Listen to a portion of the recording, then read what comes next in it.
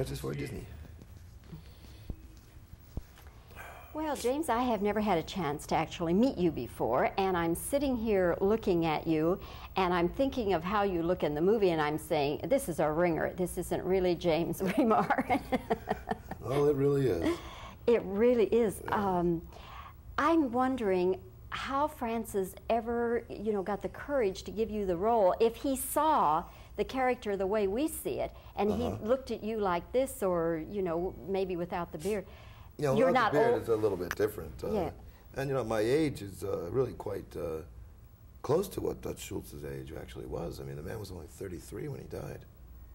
Did you know that? No, I didn't. He was born in 1902, and he was shot in 1935.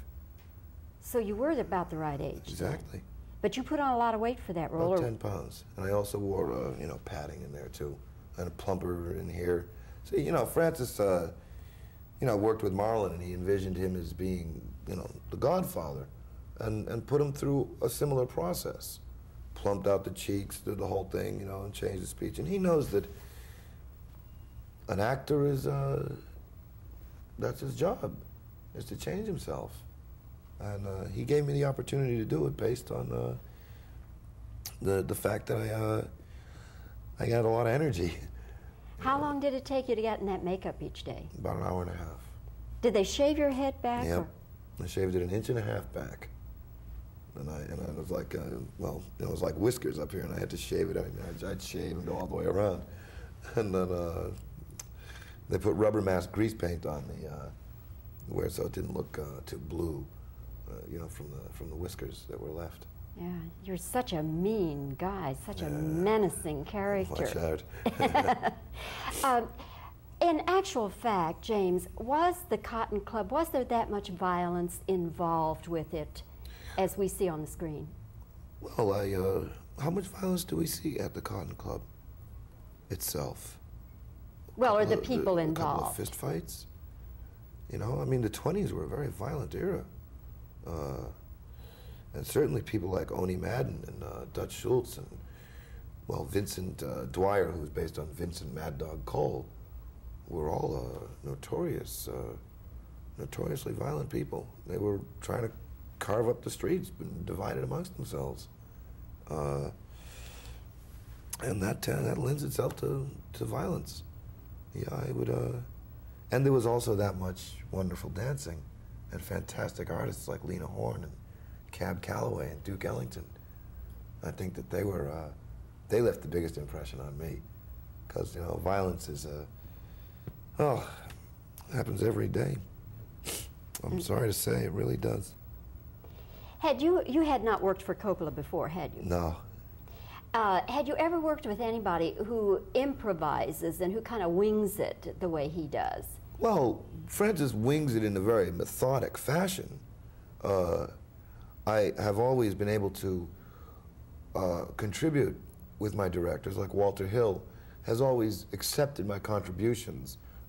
I've not worked with directors that invalidate what I say. That would, fortunately, they all. I've been very lucky that they have appreciated my input.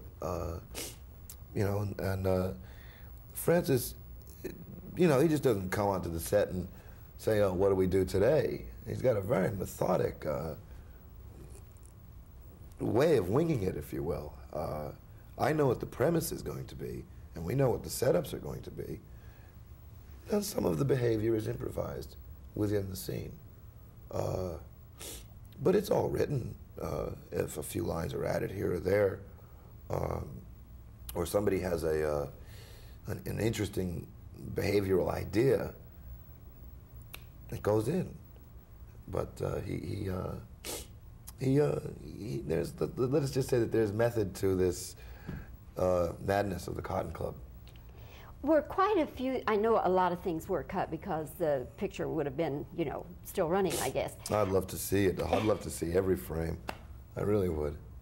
A lot of the stuff that was cut, did it have to do with the mobsters? Well, I think, everybody lost pieces of footage. It was, gosh, to be honest, 6 months worth of shooting to see what I saw is so exciting that it brings back all these memories. I can't remember every single thing. I remember playing a lot of them, but I think it was pretty even. I mean, gosh, there were 30 production numbers, or I think that was it, 30 production numbers. And how many actually end up in the film? I think 6. So, I mean, they lose out, a couple of scenes I did that aren't there. But it's all judicious, and I think it serves the film well. But do you think it's kind of strange, though, to go ahead and shoot 30 numbers when, you got to be able to add up 1 and 1 is 2 and realize there wouldn't be room for all of them? Is that a judicious thing to do? Well, I don't know. I mean, perhaps you could use a piece of one here or a piece of one there. Filmmaking in and of itself is not necessarily a judicious thing. It's entertainment. It's fun. We make movies and we go see the movies to enjoy ourselves and learn. So to spend any money on them at all is ridiculous. That may be a good point that neither one of us wants to pursue any further. No, but I mean, I'm just playing devil's advocate. Right. I think they're worth every nickel, and I was just, if you can build an atmosphere by shooting more production numbers and shooting everything that you have an idea for, then whatever you cut is going to be successful. I just think that's picking the cream of the crop. It's choices. I think so. Yeah. I think so. Well, James, I'm delighted to get to meet you as James Same here. Remar. And I must congratulate you on a wonderful performance Thank as you. Dutch. Thank you. Super performance. Thank you very much. Thank you very much. Take care. Okay. All right. Speed. James, what sort of a makeup transformation did you go through? Hold on a second. Okay. Let's try that again. All right. No. What kind of a makeup transformation did you go through? And then they shaved your head?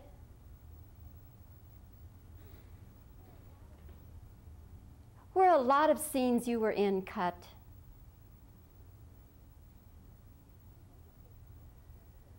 Do you think it's a judicious thing to shoot 30 production numbers and then only use about 1/3 of them?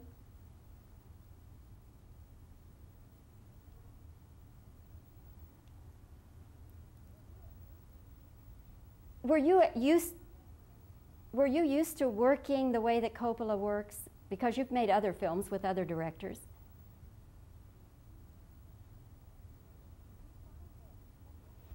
Do you find that Coppola's way of winging it is difficult for you?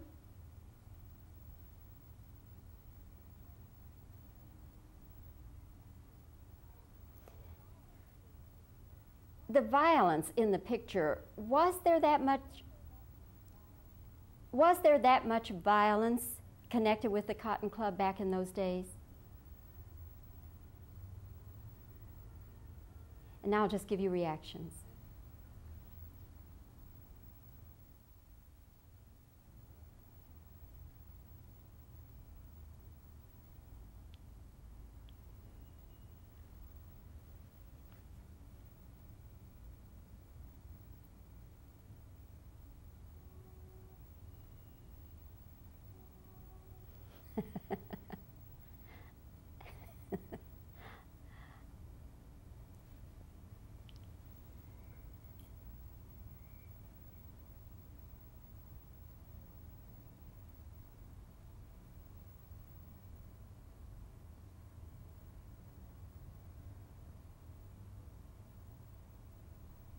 Okay. Thank you.